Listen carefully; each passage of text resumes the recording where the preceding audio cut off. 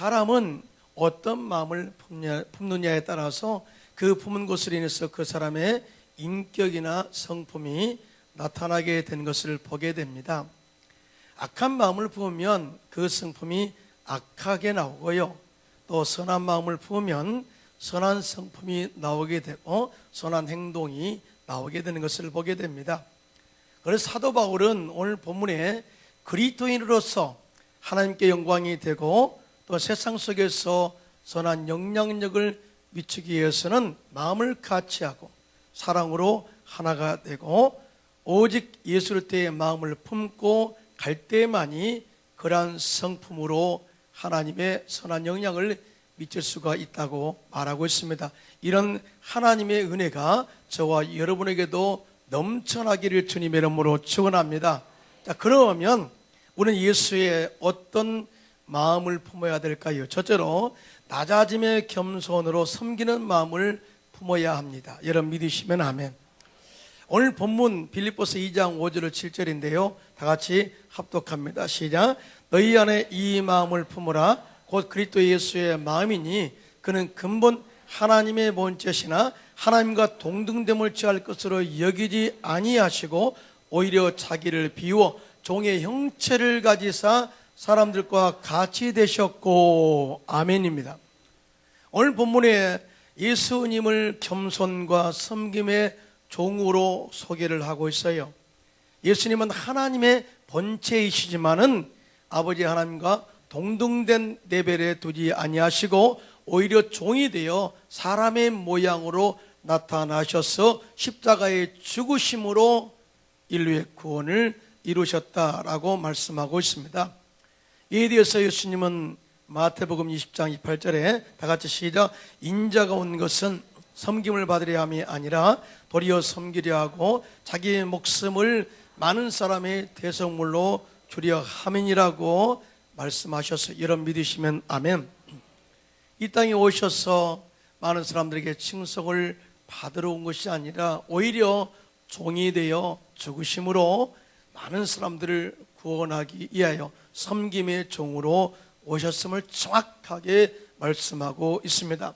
그래서 예수님께서는 공생의 3년 반 동안에 그의 삶에서 섬김의 모델이 되셨어요. 병든 자를 고치시고 갇힌 자 포로된 자를 자유케 하고 죽은 자를 살리심으로 말미암아서 그들의 생명의 역사를 그들 가운데 불어오는 것을 보게 됩니다. 그리고 전 인류의 구원을 위해서 십자가에 죽으심으로 말미암아 낮아지고 겸손해서 그의 희생으로서 구원의 완성을 이루게 된 것을 보게 됩니다. 로마서 5장 8절입니다. 시작. 우리가 아직 죄인 되었을 때 그리스도께서 우리를 위하여 죽으심으로 하나님께서 우리에 대한 자기의 사랑을 확증하셨느니라. 아멘. 우리는 주님 앞에 나설 자격도 없고 약하여서 하나님께 나갈 수 있는 능력도 없음에도 불구하고 하나님이 우리 인생들을 사랑하셔서 이 땅에 육신의 옷을 입고 오심으로 낮아짐으로 겸손함으로 죽으심으로 우리를 구원하셨다, 그 말인 것이죠. 여러분, 사랑이라는 것은 절대 억지로 되지 않아요. 섬김도 절대로 억지로 할 수 없습니다. 예수님의 그 사랑을 입을 때, 경험할 때 그 사랑이 우리 마음속에 감동적으로 다가오게 되죠. 그 은혜를 입은 사람만이, 예수님의 낮아짐과 섬김을 경험한 사람만이 낮아짐으로 다른 사람을 섬길 수가 있다는 것을 가르쳐주고 있습니다. 여러분 동의하시면 아멘. 유럽의 램버린의 천사라는 별명을 가진 메리안 포레민저라는 여인이 있었어요. 그녀는 1913년 헝가리의 귀족의 딸로 태어나 성과 같은 집에서 살면서 수많은 하녀와 하인 그리고 개인 운전사와 가정교사가 있는 집에서 호화롭게 살았어요. 그런 여행 갈 때마다 꼭 자기의 친구를 가지고 떠났습니다. 왜냐하면 보통 사람들이 사용한 시트를 사용하는 것은 귀족으로서 존엄성이 해친다 해서 그 시트를, 다른 사람이 쓰는 시트를 사용하지 않았습니다. 그런 그녀가 18세에 의사와 결혼했지만 1년 뒤에 헤어지고 배우가 되어서 젊고 잘생긴 영화 감독과 재혼하여 미국의 할리우드의 화려함과 활락 속에서 살다가 이혼하고 유럽으로 다시 돌아가 파리 사교계의 여왕처럼 지내게 됩니다. 그런데 어느 날 이 마리안이 독일 군스 바하의 작은 마을 교회에서 오르간을 치고 있는 슈바이처 박사를 만나게 됩니다. 엘버트 슈바이처 박사의 연주가 끝난 이후에 저녁에 대화하는 가운데 그녀의 마음속에 하나의 빛이 그 속에 파고 들어오는 것을 느꼈어요. 그리고 그 빛이 그녀의 삶을 전혀 다른 모습으로 살도록 삶의 방식을 바꿔버리는 빛이 되고 말았어요. 그 뒤에 슈바이처 박사는 아프리카로 돌아가서 그녀를 램버린의 병원으로 초청을 했고요. 메리아는 그 초청에 응해서 램버린으로 달려갔고, 램버린에서 그 병원에서 메리아는 전혀 다른 사람이 되어서 살게 됩니다. 메리아는 거대한 성에서 태어나 공주처럼 자라났고 사교계의 여왕처럼 살았던 과거의 삶을 완전히 성산하고 십자가에 못 박아버리고 그 이후에 그곳에서 램버린에서 그녀는 완전히 흑인들의 종이 되어 살게 됩니다. 매일 환자들을 헌신적으로 치료하고 아기들을 목욕시켜 주었고 나병 환자들에게 식사를 먹여주는 헌신적인 낮아짐의 섬김의 일을 하게 된 것이죠. 그런 이러한 삶을 살고 난 이후에 내가 원했던 것은 모든 것이었다라는 자서전에 영어는 이렇게 말합니다. All I ever wanted was everything 라는 그 자서전에 그렇게 이야기해요. 내가 정말 존경하는 내가 좋아하는 엘버트 슈바이처 말을 제가 인용하는데요. 이 세상에는 두 종류의 사람이 있습니다. 하나는 돕는 사람이고 또 하나는 돕지 않는 사람입니다. 메리아는 그녀가 좋아하는 말대로 돕는 사람이 되어서 살기로 결정하고 실천하게 되는데요. 그가 마지막 이런 고백을 합니다. 나는 이 세상에서 가장 행복한 삶을 살았다. 우리는 남을 섬기고 낮아지고 겸손하게 사는 것이 손해보는 것처럼 생각할 때가 많이 있는데요. 사실은 그렇잖아요. 이와 같이 낮아짐으로 삶을 살고 또 다른 사람을 섬기게 되면 그 안에 기쁨이 다가오게 되고 또한 이 축복이 우리 가운데 건강으로 다가온다는 것을 절대로 믿게 되시기를 주님의 이름으로 축원합니다. 사도 바울도 자기 종족이 구원을 받기를 원한다면은 자기가 희생 제물이 되는 것을 기쁘게 여긴다고 고백하고 있어요.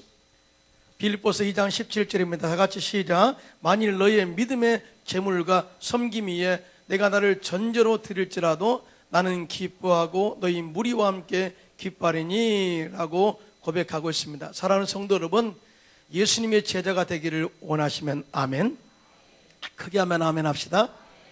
자, 그리고 정말 주님의 제자로서 크게 쓰임 받기를 원하고 형통한 하나님의 은혜를 받기 원하시면 아멘. 자, 그러면 우리는 예수의 마음을 품고 낮아짐과 섬김으로 하나님을 섬기고 이웃을 섬겨야 될 줄로 믿습니다. 예수님은 당신이 친히 주가 되시면서도 제 아들의 발을 씻기셨고 제 아들에게 너희들도 이와 같이 발을 씻겨 섬기는 제자가 되기를 원한다 말씀하셨어요. 요한복음 13장 14절로 15절입니다. 시작. 내가 주와 또는 선생이 되어 너희 발을 씻었으니 너희도 서로 발을 씻어주는 것이 옳으니라. 내가 너희에게 행한 것 같이 너희도 행하게 하려 하여 본을 보였노라. 아멘. 이런 말이 있죠. 삶으로 가르치는 것만 남는다. 우리가 사랑을, 겸손을, 섬기는 것을 실천할 때 이 모든 것이 교훈이 되고 가르침이 되고 영향력을 미칠 수 있음을 이야기하고 있는 것이죠. 메리안 포레민저를 변화시킨 아프리카 성자 알베르토 슈바이처 박사에게 한 부인이 다가와서 물었습니다.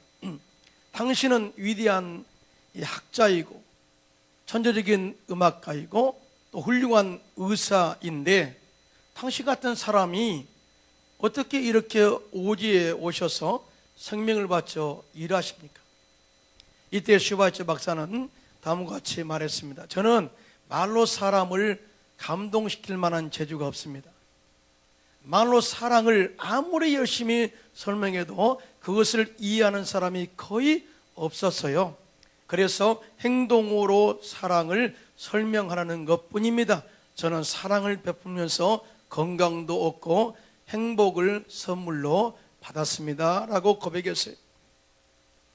슈바이처 박사님은 사람들에게 겸손과 희생으로 원주민을 섬기면서 예수의 사랑을 실천한 것이죠. 사실요, 입으로만 하는 사랑은 액세서리에 불과합니다. 그러나 희생으로 실천하는 사랑은 그 자체가 보석이 될 수 있습니다. 말로 하는 한순간의 사랑은 잠시 사람을 감동시킬 수가 있겠지만은 그 영혼은 짧습니다.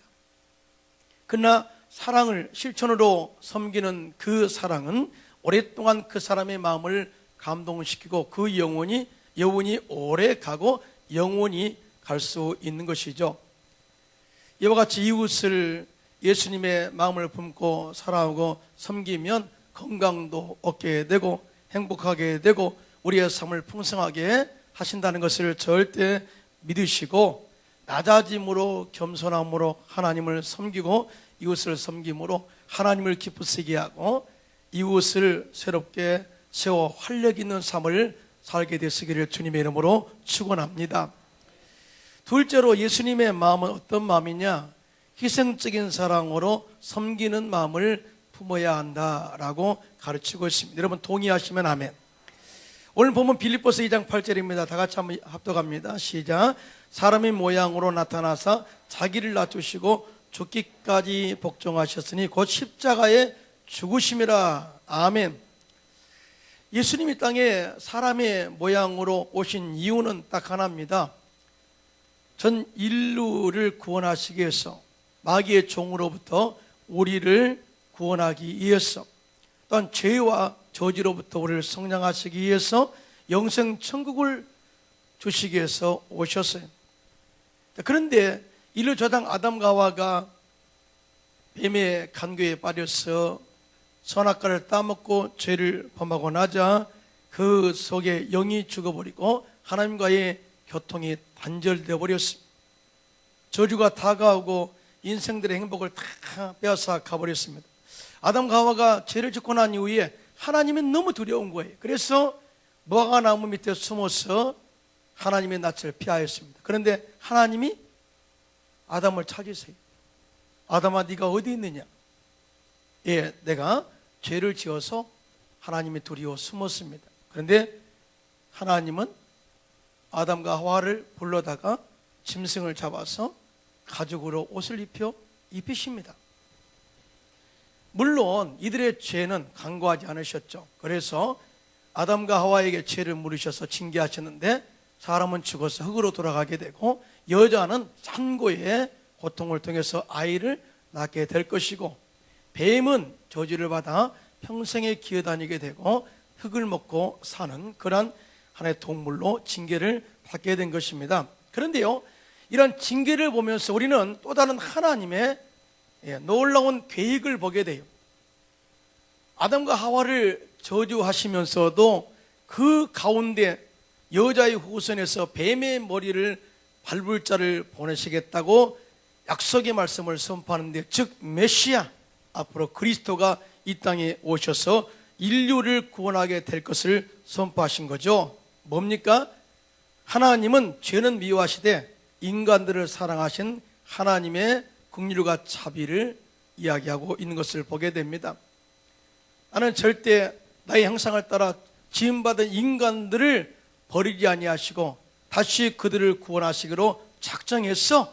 이것을 반드시 이루겠어 라고 장차 메시아 예수 그리스도를 보내실 거야 라고 하는 이 메시지는 한없는 하나님의 희생의 사랑을 의미하고 있는 것입니다. 할렐루야. 이러한 사랑과 희생이 통해서 우리가 구원을 받게 된 것이죠. 요한복음 3장 16절입니다. 시작. 하나님이 세상을 이처럼 사랑하사 독생자를 주셨으니 이는 그를 믿는 자마다 멸망하지 않고 영생을 얻게 하려 하심이라. 여러분, 우리가 세상에서 하나님께 사랑받을 만한 자격이 어디 있나요? 또 세상을 보세요. 세상이 하나님께 인정받을 만한 그런 환경적 요인이 있나요? 아니에요. 전혀 하나님 보시기에 아름답지 못하고 사랑받지 못할 여건, 환경, 사람임에도 불구하고 하나님은 항상 우리 인간을 향한 사랑을 끊지 않고 계속해서 품고 있었다는 것이죠. 그 사랑이 결국 예수님을 이 땅에 희생제물로 보내게 된 결과임을 선포하고 있습니다. 할렐루야. 그 사랑 때문에 우리가 구원받게 된 거예요. 요한 1서 4장 10절입니다. 시작. 사랑은 여기 있으니 우리가 하나님을 사랑한 것이 아니요 하나님 우리를 사랑하사 우리 죄를 속하기 위하여 화목제물로 그 아들을 보내셨습니다. 아멘. 우리는 하나님을 사랑합니다 라고 이야기합니다만 사실은요, 우리는 하나님을 사랑할 자격이 없어요. 그래서 하나님이 먼저 우리를 사랑하셨습니다. 여러분, 크게 아멘 합시다. 예수님의 우리를 구원하시는 계획은 그 동기가 사랑이에요. 사랑. 그 사랑이 우리를 구원하셨고, 그 사랑이 우리를 죄와 허물에서 속량하셨고, 그 사랑이 우리의 삶 속의 저주를 끊으셨고, 그 사랑이 아브라함의 복을 주었고, 그 사랑이 우리의 삶 가운데 풍요로운 축복을 주신 것입니다. 할렐루야. 그래서 예수님께서는 이제 예수님의 마음을 품고 예수님이 희생적으로 사랑한 것처럼 우리 역시 사람들을 사랑하라고 권면의 말씀을 주고 있는 거예요. 요한복음 13장 34절로 35절입니다. 시작. 새 계명을 너희에게 주노니 서로 사랑하라. 내가 너희를 사랑한 것 같이 너희도 서로 사랑하라. 너희가 서로 사랑하면 이로써 모든 사람이 너희가 내 제자인 줄을 알리라. 여러분, 믿으시면 크게 손들고 아멘. 사랑하면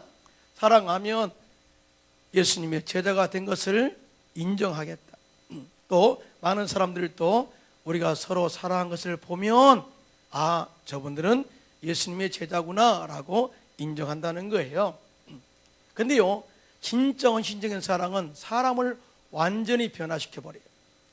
고은 목사님께서 목사님이 되시기 전 약 50년 전에요, 폐계력으로 시골에 요양하던 중에 고향 교회에 출석하면서 중등부 교회학교 교사로 열심히 봉사한 적이 있습니다. 그 교회 학생들은 모두 9명 정도 있는데 그렇게 그들을 가르치는 즐거움이 너무 컸어요.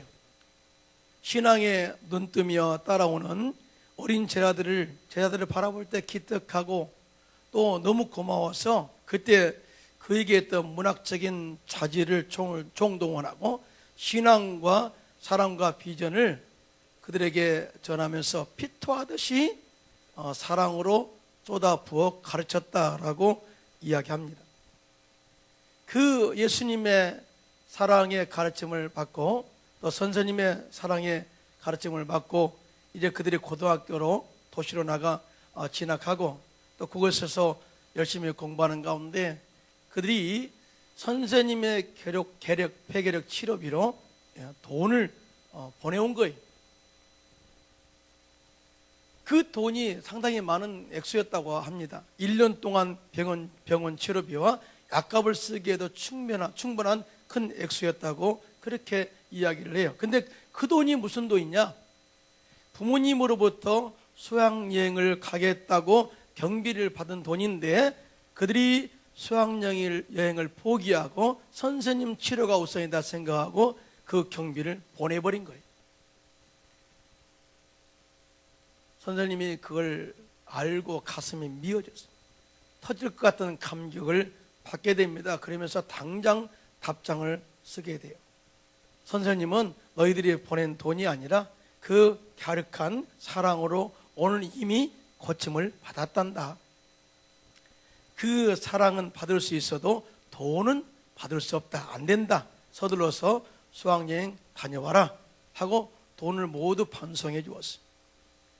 그러나 시간이 너무 늦어 제 아들은 한 사람도 일생 동안 한 번 있는 고등학교 수학여행을 가지 못하고 말았습니다.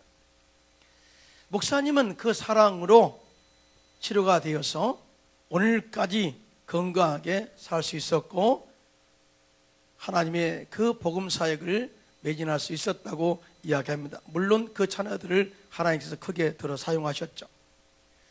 이와 같이 예수님의 마음을 품고 희생적으로 사랑하고 가르쳤던 아이들이 그 마음의 변화가 되어 선생님의 치료를 위해서 자기가 있는 것 가운데에 또 사랑을 실천하게 되고 그런 감동적인 그런 은혜로 말미암아서 치료받게 되고 은혜가 열매로 맺는 것을 보게 됩니다.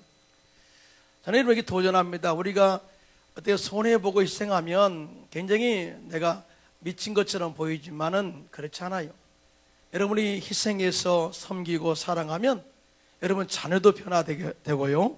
여러분 정말 가르치는 데 제자들도 변화가 되게 되고요. 나는 만난 사람마다 변화되는 놀라운 역사가 임하게 될 줄로 믿습니다. 또 내가 어려울 때 그런 섬김의 은혜를 우리도 다시 체험하는 그 기회가 된다는 것을 절대 잊지 마시고 예수님의 희생적 사랑을 품고 기회 있을 때 열심으로 섬기는 저와 여러분 되시기를 주님의 이름으로 축원합니다. 마지막 세 번째로 예수님의 마음은 하나님의 뜻을 같이하여 한 마음으로 섬기는 마음을 품어야 합니다. 여러분 믿으시면 아멘.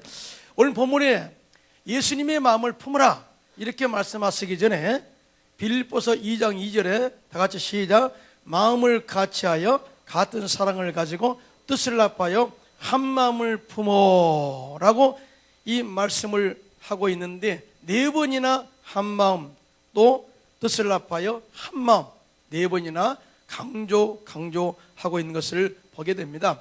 이 말은 무슨 말이에요? 예수님의 마음은 통합이다. 예수님의 마음은 하나님의 영광을 위한 목적 사역과 또 복음 전파 사역에 있어서만큼은 절대 마음이 나누지 말고 한 마음으로 품어 이 일에 매진하라 하는 메시지가 이 말씀 속에 포함되어 있어요. 이런 마귀의 마음은 분열이고요, 하나님의 마음은 하나가 되는 것입니다. 크게 한번 아멘 합시다. 에베소서 4장 2절로 4절입니다. 시작. 모든 겸손과 온유로 하고 오래 참음으로 사랑 가운데서 서로 용납하고 평안에 매는 줄로 성령이 하나 되게 하신 것을 힘써 지키라. 몸이 하나요 성령도 한 분이시니 이와 같이 너희가 부르심의 한 소망 안에서 부르심을 받았느니라. 아멘. 우리의 삶의 목적은 세 가지입니다. 첫째로 하나님의 영광을 위하여, 두 번째 공동체 유익을 위하여, 세 번째 우리가 전한 복음을 통해서 많은 열방이 구원받기 위하여. 세 가지예요.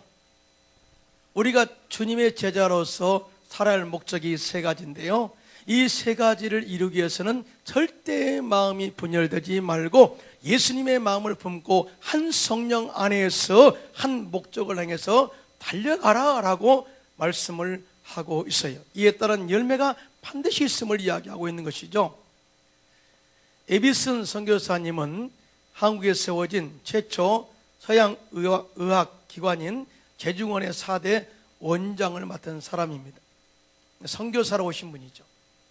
한국에서 42년을 살았던 에비슨 선교사님은 의실 뿐만 아니라 한국의 젊은이들에게 기독교의 진리를 가르치고 애국 의식을 계몽하는 일에 앞장섰던 선교사님이셨어요.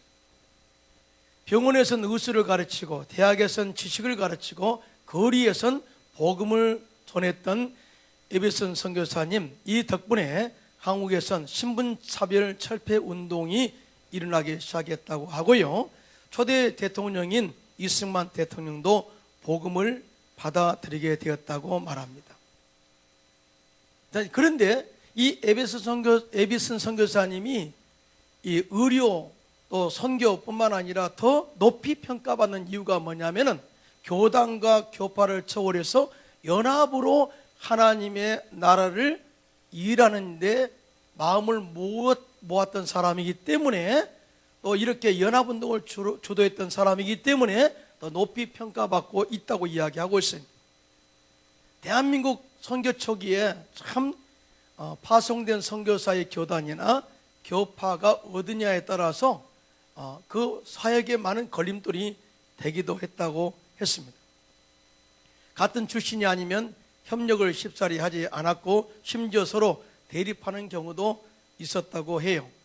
그러나 에비슨 선교사님은 자신이 감리교 출신임에도 불구하고 선교를 위해 북장로 의료 선교사로서의 파송을 받아왔고, 세브란스 병원이 출범할 때도 당시 한국에 있던 모든 교파들을 동참시키고 교단을 동참시켜서 하나로 연합하여 이 병원을 출범하도록 이끈 아주 훌륭한 선교사님이 되신 거예요. 에비슨 선교사님이 가장 중요하게 생각했던 게 뭐냐면은, 우리가 복음을 위하여 하나님의 영광을 위해서 우리가 이 땅 가운데 이 예수 그리스도의 복음의 열매가 주렁주렁 맺기 위해서는 사랑을 실천해야 되는데, 거기에는 예수의 마음을 품고 오직 한 마음으로 나가는 것밖에 없다라고 그렇게 선포하면서 그 삶을 주도했던 사람이에요. 그 결과 우리나라 대한민국에 지금도 교파를 초월해서 하나의 연합운동이 이루어지는 열매를 맺게 된 것이죠. 저는요, 이 말씀을 마무리하고자 합니다. 예수님이 낮아짐과 희생으로 이렇게 한마음으로 또 이 모든 이 구원사역을 이루셨습니다. 그런데 이것으로 끝났나요? 제가 이것을 읽고 싶었습니다. 빌립보서 2장 9절로 11절입니다. 시작. 이름으로 하나님이 그를 지극히 높여 모든 이름 위에 뛰어난 이름을 주사 하늘에 있는 자들과 땅에 있는 자들과 땅 아래에 있는 자들로 모든 무릎을 예수의 이름에 꿇게 하시고 모든 입으로 예수를 주라 시인하여 하나님 아버지께 영광을 돌리게 하셨느니라. 아멘이. 결국은 하나님은, 예수님은 희생하시고 겸손하게 낮아짐으로 섬기신 예수님을 더욱 높여서 전국 보좌 우편에 앉으시고 하늘에 있는 자들나 땅에 있는 자들나 땅 아래에 있는 자들로 모두 예수의 이름 앞에 무릎을 꿇게 하고 그에게 영광을 돌리게 했다. 할렐루야. 낮아짐은 높음의 극치로 결론을 낸다, 그 말인 것이죠. 낮아짐은 결국, 희생은 결국 하나님께서 높이시는 그런 과정의 중요한 열매가 된 것을 우리에게 가르쳐주고 있습니다.